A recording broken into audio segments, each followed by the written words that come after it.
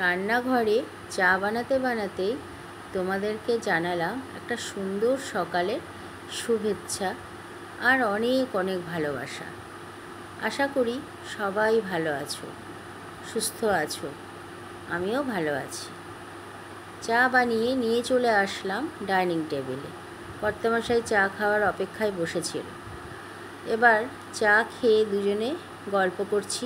এই সপ্তাহের একটা দিন একসাথে বসে একটু চা খেতে পারি, তাও শান্তি নেই। চা খেতে বসে বারবার উঠতে হয়। এই আমার ছোট ছোট কতগুলো ছানা রয়েছে, তাদের আবদার মেটাতে হয়। কি করব, উঠি, বিস্কুট দেই, এই করি। ওই যে একজন বাগানে ঘুরে বেড়াচ্ছে। তো সকালবেলায় আমি জামা কাপড়গুলো কেচে নিয়েছিলাম। চা খেয়ে উঠেই আমি এগুলো মেলতে চলে আসলাম। এগুলো মেলা পর্ব শেষ করে আমি চলে আসলাম রান্নাঘরে।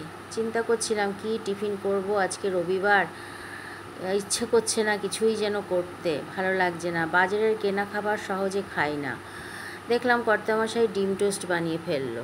বলল অত চিন্তা করতে হবে না, আমি ডিম টোস্ট বানিয়ে ফেলেছি, এটাই আজকে খেয়ে নাও।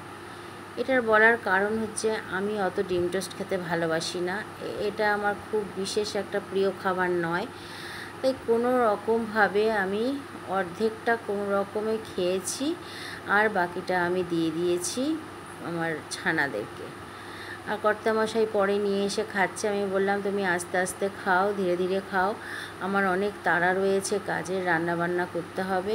ওদিকে ডিম সেদ্ধ করে রেখেছি আগেই, চা বানানোর সময়ই। আলু কেটেও নিয়েছি, পেঁয়াজ কুচি করে নিয়েছি, আর টমেটোটা পরে কেটে নেব।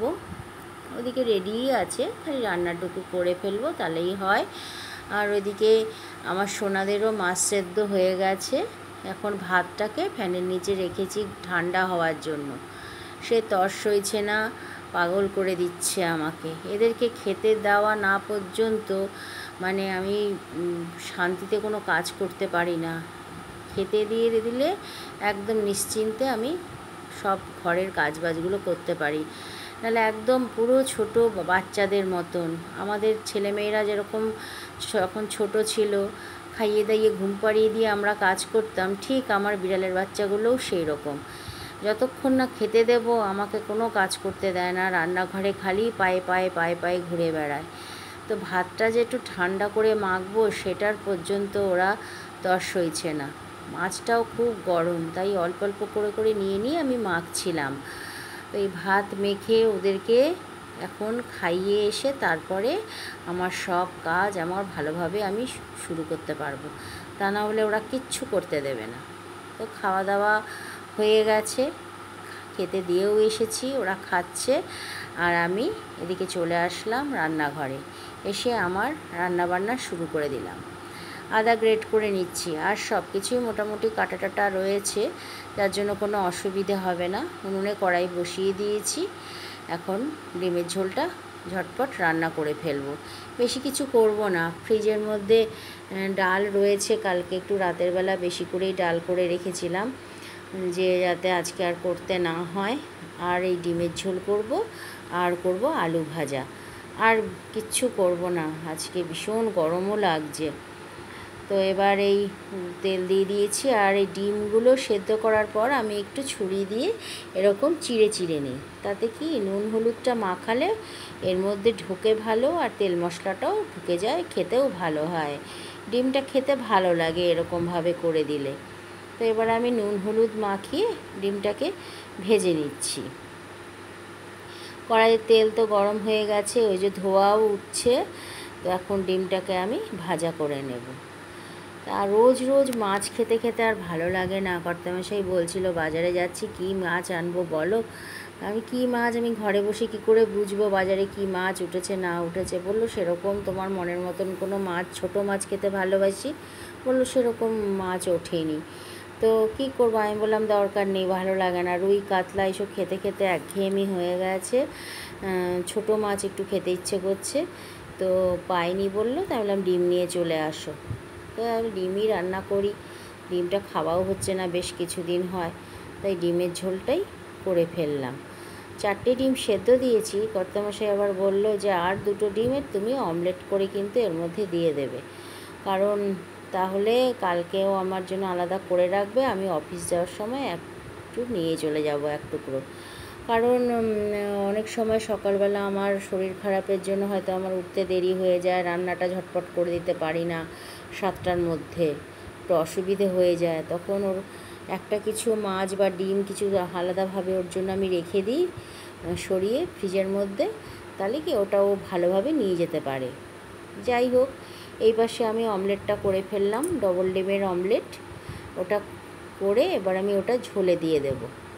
তো মোটামুটি ঝোলের আলু টালু সেদ্ধও হয়ে গেছে, ঝোলটা হয়েও এসছে। এখন আমি অমলেটটা দিয়ে দিলাম, আর এখন ওই যে ডিমটা যে ভেজে রেখেছিলাম সেদ্ধ ডিমটা, সেটাও দিয়ে দিলাম। তো দুপুরে তো রান্না পর্ব শেষ হয়ে গেছে, তারপরে ফোনের চার্জটাও শেষ হয়ে গেছিলো, আর ভিডিও করতে পারিনি, একটু প্রবলেমও করছিল, ফোনটা স্টোরেজ ফুল হয়ে গেছে বোধহয়, এই জন্য আমার ভীষণ অসুবিধে হচ্ছিল ভিডিও করতে। সে সময় ভিডিও আর করে উঠতে পারিনি। তারপরে এই যে এখন সন্ধেবেলা 6টা বাজে, সন্ধ্যার সব কাজ সেরে এখন আলনাটা গুছিয়ে নিলাম। আর ঘরে দেখো কি অবস্থা, দরজার উপরে সব মেলে মেলে রেখেছি।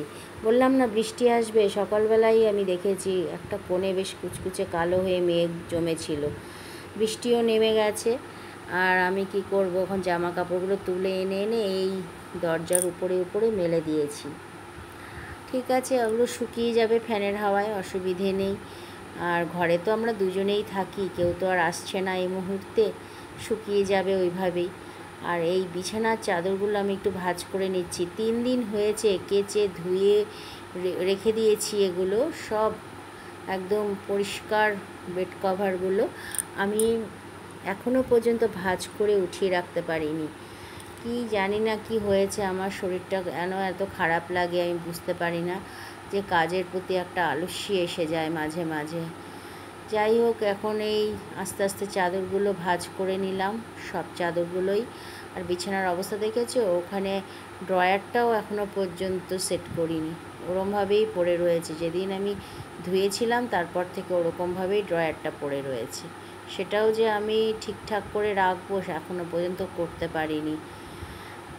যাই হোক, এই যে হয়ে গেল মোটামুটি চাদর ভাঁজ করা। আর বিছানার এই বালিশের কভারগুলোও আমি আর সোজা করলাম না, এই উল্টো অবস্থাতেই ঝেড়ে ঝেড়ে সুন্দরভাবে ভাঁজ করে রেখে দিলাম। এখন আমি ওয়ার্ড্রপে ঢুকিয়ে দেব এগুলো সব। এবার রাত্রেবেলা খাবার বানানোর পালা। কর্তামশাইয়ের হুকুম, আজকে একটু মুগ ডাল রান্না করো। আমাদের ঘরে না মুগ ডালটা বেশি খাওয়া হয় না, সেই জন্য খালি জমেই যায়। আর এই বর্ষার জন্য মুগ ডালটা যেন কেমন হয়ে গেছে। ছোট্ট একটা কড়াই বসিয়েছিলাম দেখো উনুনে, ভাবলাম অল্প করে ডাল করব, 2জন মানুষ, সেই জন্য ছোটো কড়াইটা বসিয়েছিলাম। কিন্তু ডালটা যখন কৌটো থেকে ঢাললাম আমি বাটিতে ধোবো বলে, রান্না করব বলে, দেখি ডালটা কেমন যেন হয়ে গেছে।